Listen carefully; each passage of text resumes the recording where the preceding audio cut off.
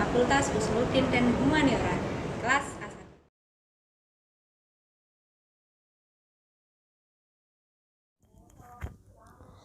Indonesia merupakan negara kepulauan yang penuh dengan keragaman budaya, suku bangsa, ras, etnis, agama, maupun bahasa daerah. Seperti halnya semboyan negara Indonesia, yaitu Bhinneka Tunggal Ika. Berbeda-beda tetapi tetap satu tujuan. Inilah Indonesia. Hal itu merupakan salah satu yang membuat saya bersyukur terlahir sebagai orang Indonesia. Tidak hanya itu saja yang membuat saya bersyukur sekaligus bangga menjadi orang Indonesia karena melimpahnya sumber daya alam Indonesia. Banyak cerita sejarah yang unik pada zaman penjajahan dulu.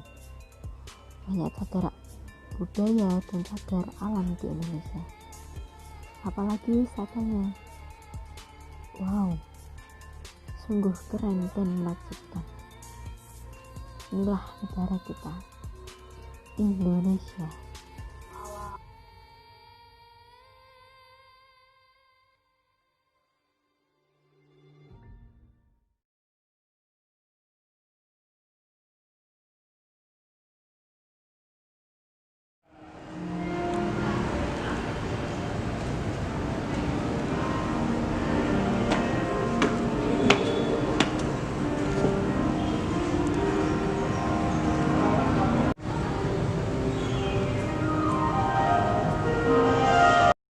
Selamat sore sebelumnya Mbak Yani, selamat datang di Lawang Sewu. Ini perkenalkan dulu, nama saya Darmawan Prasetyo.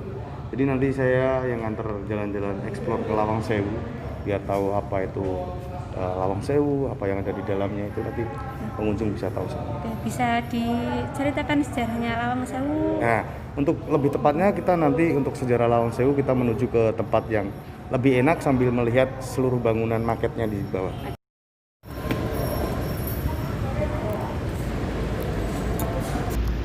Kita mulai ya. Sebenarnya bangunan Lawang Sewu itu sebenarnya ada banyak, Kakak. Jadi bukan satu gedung saja. Yeah. Sedangkan Lawang Sewu sendiri itu sebenarnya istilah orang Jawa. Itu yang menamakan orang-orang masyarakat kita. Itulah. Lawang itu kan pintu, Sewu seribu. Itu hanya istilah. Kalau jumlah aslinya itu ada 928 daun pintu. Jadi yang dihitung per piece. Perpotongannya per daun pintu, bukan berarti per lubang. Genap 1000 ya Pak? Nggak sampai 1000 karena memang mereka kalau bikin itu kan nggak dipasin 1000. Jadi memang aslinya memang jumlah standarnya mereka memang jumlahnya 928 daun. Apakah sebelum berdirinya Lawang Sewu ini ada penjajahan di daerah sini Pak? Nah, jadi penjajahan Belanda. Iya. Karena memang ini bangunan Belanda, kan memang kita kan dijajah sama Belanda. Iya. Karena memang bangunan Belanda tahun 1904 mereka bikin bangunan ini sampai 1907 dan itu pun pembangunannya memakai sistem kerja rodi. Kerja rodi. Iya. Jadi kurang lebih kita dijajah Belanda kurang lebih 350 tahun, 3,5 abad. Ya, makanya banyak hal-hal penjajahan macam-macam seperti kerja rodi, bahkan tenaga kita itu tidak dihargai dengan mereka. Yang resikonya kita dijajah memang seperti itu. Nah, terus setelah Belanda, Jepang.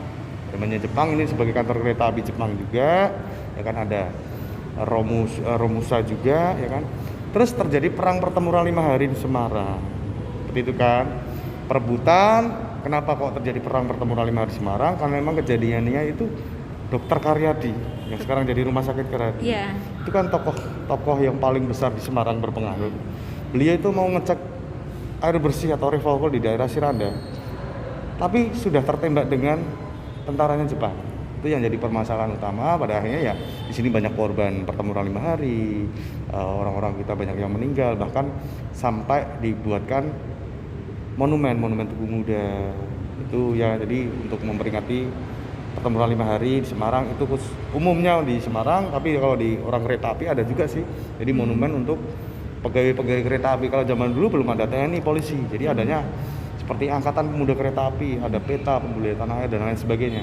Dia seperti organisasi perkumpulan seperti itu. Berarti bangunan Lawang Sewu ini yang membangun Belanda. Ya, jadi ini Belanda, kita di masa penjajahan Hindia Belanda.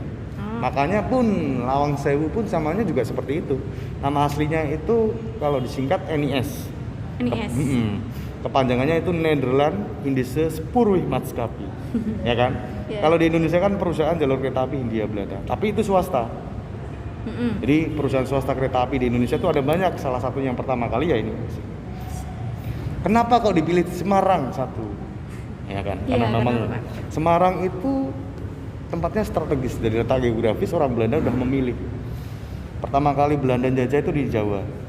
Di Jawa itu hasil perkebunan, hasil rempah-rempah, palawija kita luar biasa banyak. Ya, makanya mereka bikin Semarang itu jadi sentralnya untuk ngurusin kereta api di seluruh Indonesia. Makanya dipilihlah Semarang. Dengan resiko bikin bangunan jendela banyak, pintu banyak, bahkan ada basement yang fungsinya untuk pendingin, bahkan untuk dak. Jadi seperti itu. Berarti sebelum berdirinya ini terjadi peperangan dahulu kan, Pak? Tidak. Tidak Jadi apa? zaman Belanda nggak ada peperangan, kita belum ada perlawanan. Jadi Belanda itu datang ke sini tuh awalnya kan perusahaan dagang VOC. Iya. Bangsa Belanda itu berdagang ke Indonesia, tapi mereka itu mengalami kemunduran atau pailit karena memang mereka banyak yang korup. Tapi tahu kalau di Indonesia itu negaranya luar biasa, hasil bumi, rempah-rempah. Makanya mereka memanggil orang ke militer datang ke sini langsung dijajah. Karena memang kita belum ada perlawanan pada waktu itu. Nah, paling di daerah-daerah tertentu seperti di tempat-tempat lain di Semarang, di Surabaya, di Jakarta, ada di Bandung dan lain sebagainya. Karena memang di sini Semarang kan nggak begitu terekspos pada zaman itu. Bangunan ini memang didatangkan dari Eropa. Bahan materialnya, makanya bangunannya pun kualitasnya kokohnya sampai sekarang masih terasa. Nah, mulai awal ada pengelola itu 2008 sempat kosong kan, sempat kosong. Setelah zaman Jepang kita merdeka dulu, itu ditempatin DKA, Jawatan Kereta Api, berganti lagi jadi Dakari, Jawatan Kereta Api Republik Indonesia, berganti lagi jadi PJKA, Perusahaan Jawatan Kereta Api, ya kan, ganti lagi ada Perumka. Nah, sekarang itu jadi PTKA. Nah, memang perkembangan juga sampai sekarang pun jadi perusahaan swasta, jadi saham obligasinya bisa diperjualbelikan seperti itu. Makanya kalau sekarang lebih tepat di Museum Sejarah Perkeretaapian di Indonesia. Karena masyarakat kita kan sekarang untuk ilmu-ilmu kereta api masih awal. Ini kenapa dibangun begini, Pak? Asal mulanya kenapa? Kenapa mereka bikin kaca mozaik seperti ini? Jadi bangunan Lawang Sewu itu terkenal elit. Mewah. Iya. Tidak semua bangunan yang ada di Indonesia itu sama persis seperti Lawang Sewu. Makanya mereka membedakan dari bangunan yang dengan tempat lain ada kaca mozaik. Kaca mozaik, kaca patri atau stained glass. Jadi kacanya itu diukir tahun 1902 di kota Delft, Belanda, ya kan, dengan arsitektur yang bernama J.L. Schouten. Kalau untuk bangunannya ini arsitekturnya kan sendiri kan, namanya B.J. Huyndak sama John Evkin Klemmer. Kalau untuk kaca patrinya berbeda seperti itu. Jadi ini satu-satunya bangunan di Indonesia yang terdapat kaca mozaik, tapi bukan bangunan gereja atau tempat peribadatan. Karena memang kalau di Eropa ini udah identik dengan gereja. Berarti ini yang membangun Belanda, tapi tetap pekerjaannya tetap kita, karena memang ilmu-ilmunya berawal itu dari bangsa Eropa termasuk Belanda juga. Seperti itu. Dan di sini pun juga ada maknanya, bukan sekedar kaca yang untuk dilihat, difotografi. Karena memang di atas itu kan ada maknanya masing-masing. Iya. Negara kita memang negara Belanda, maka Nederlandisch, Belanda sendiri kerajaan, maka di lambangkan ada logo kerajaan Belanda, kata sendiri itu. Iya. Ya kan, turun sedikit ke bawah ada Batavia yang pedang, samping kanan Semarang. Kok pilihannya cuma Semarang sama Jakarta, kenapa sih? Satu, Semarang itu pusat perdagangan zaman Hindia Belanda. Makanya jalur pertama kali di Indonesia itu Semarang. Nah, terus kenapa kok Batavia, Jakarta? Batavia itu pusat pemerintahan. Nah, seperti itu. Jadi bahkan sampai sekarang kalau Semarang dulu ada tram, ada kereta uap, ya kan. Jakarta juga ada, karena memang di sana pusat pemerintahan, berarti mau nggak mau transportasinya pasti ada salah satu yang modern. Salah satunya kereta listrik yang sampai sekarang itu masih kita bisa nikmati seperti itu. Terus di bawahnya lagi ada flora fauna, ada ayam, ada pala dan lain sebagainya. Karena negara kita itu luar biasa sih flora fauna. Terus pertanyaannya sampai segini, apa hubungannya sama kereta api? Nah ya kan. Nah di dalam kaca mozaik pun mereka sisipkan filosofi kereta api. Maka di bawah itu ada wanita dua. Yang merah itu Dewi Venus pegang api, ya kan? Terus yang di kanan itu Dewi Fortuna, itu buah gentong, isinya air, berarti sumber air sama sumber api. Di tengahnya ada flying wheel, roda bersayap, itu logo kereta api. Atas bawahnya flying wheel itu ada putih-putih asap. Iya. Jadi dari sumber air dibakar, keluar asapnya itu yang menunjukkan filosofi kereta api, sehingga roda itu jadi jalan. Seperti itu. Terus potongan-potongan yang sebelah kiri itu masih ada lagi, karena memang Belanda itu ada ibu kotanya, makanya ada logonya Amsterdam. Nah, terus samping kanannya itu ada Bango, itu kota Den Haag. Jadi kantor kereta api di Belanda sana, dan Den Haag pun termasuk pusat pemerintahan di Belanda. Iya. Walaupun ibu kotanya di Amsterdam, seperti itu. Luar biasa sekali. Makanya terus ada transportasi, ada lokomotif, ada kapal laut, seperti itu. Karena memang kereta api itu infrastruktur yang luar biasa, dari pengangkut barang dari laut ke darat. Pertama kali memang kereta api, seperti itu. Ini yang nama sebenarnya ini. Nama sebenarnya, jadi mbaknya bisa buat bukti kalau mau difoto. Nama aslinya apa sih ya ini? Jadi ini nama aslinya karena memang tadi saya bilang NIS itu perusahaan swasta Nederland Indische Spoorwegmaatschappij, ya kan? Ini di obligasi sahamnya diperjualbelikan karena memang zaman dulu Belanda masih pakai mata uang gulden, kalau sekarang sudah euro ya, seperti itu. Di Indonesia tuh ada banyak, salah satunya NIS. Kalau ke timur ada OJS Ostjava Studentmaatschappij. Lari ke kanan lagi ada SCS Semarang Cirebon Studentmaatschappij. Bahkan di Jakarta itu ada BEOS. Istilah BEOS itu bukan istilah kita, itu sebenarnya singkatan, kepanjangannya tuh Batavia Ooster Spoorwegmaatschappij. Jadi di luar Jawa juga ada. Jadi setelah di Jawa itu melebar ke luar Sumatera, Sulawesi. Kalau di daerah Sumatera itu ada DSM, Deli Serdang Maatskappij, Spoorwegmaatschappij. Ada Aceh, ASM, Aceh Spoorwegmaatschappij. Karena memang luar biasa, banyak sekali. Salah satu contohnya ini master plan-nya mereka. Jadi mereka sudah punya master plan. Kalau bikin sesuatu bangunan pasti ada blueprint.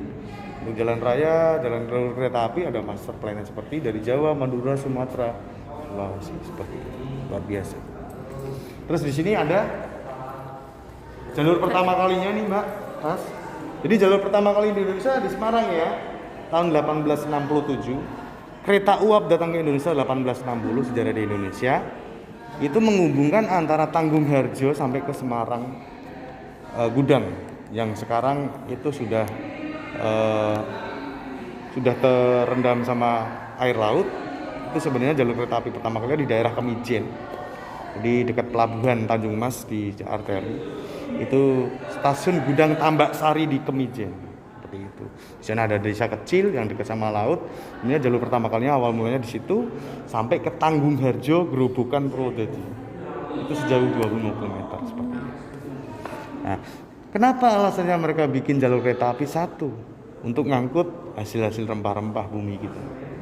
Ada palawija, hasil perkebunan, ya kan? Itu salah satunya, ada tebu dan lain sebagainya. Tapi setelah kependudukan Jepang masuk ke kita, ada yang bikin jalur kereta api juga Jepang. Terus jalur-jalur Belanda ada yang diputus juga. Tapi mereka bikin jalur kereta api nggak sebanyak di zamannya Belanda sih. Jadi karena memang mereka terlalu pendek juga, 3 tahun kan, kurang lebih 3 tahun. Pas dipaskan dengan situasi pada waktu itu Perang Dunia Kedua. Pada akhirnya kita juga akhirnya merdeka, lepas dari jeratan dari penjajah. Bergerak ke sininya akhirnya ya kereta api di Indonesia pun ngikutin dari kereta api orang Belanda juga. Bisa diceritakan tokoh ini, Pak? Nah, ini ada tokoh militer orang Belanda, Van de Bos, karena memang tokoh militer Belanda itu ada banyak sekali. Yeah. Ini Van de Bos, pencetus tanah paksa atau kulturstelsel, ya kan? Di zamannya Belanda itu ada tanah paksa, kulturstelsel atau kerja rodi juga ada juga. Kerja rodi bangunan, terus untuk jalan raya, jalur kereta api. Kalau beliau itu tanam paksa, hasil-hasil bumi kita dibawa ke negara Belanda. Karena memang rempah-rempah kita luar biasa, negara kita sangat makmur dari dulu sampai sekarang. Seperti ini Van de Bos bentuknya. Mas saya mungkin kalau mau ngelihat, nah, kalau beliau sampingnya itu Van de Wijk. Van de Wijk itu pencetus kereta api. Nah, beliau mencetuskan tanam paksa, terus hasil buminya mau diangkut pakai apa? Nah, beliau akhirnya mencetuskan kereta api. Gitu. Seperti itu.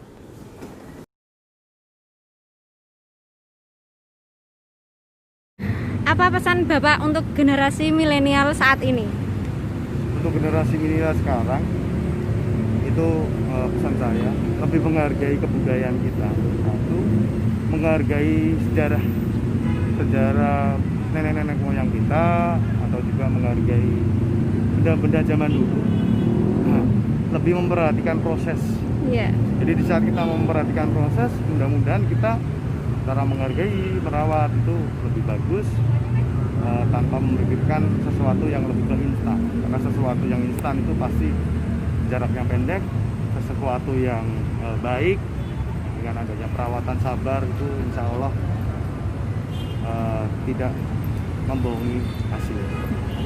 Jadi untuk pemuda-pemuda pemudi sekarang, ubahlah mindset kalian. Walaupun teknologi kita sudah canggih, modern, tetap mengingat apa yang di belakang kita sebelum ada kita, apa yang ada di tempat kita, budaya kita tetap lindungi, jaga, hargai hasil-hasil seperti jasa-jasa para pahlawan yang dulu pernah berjuang melawan penjajah.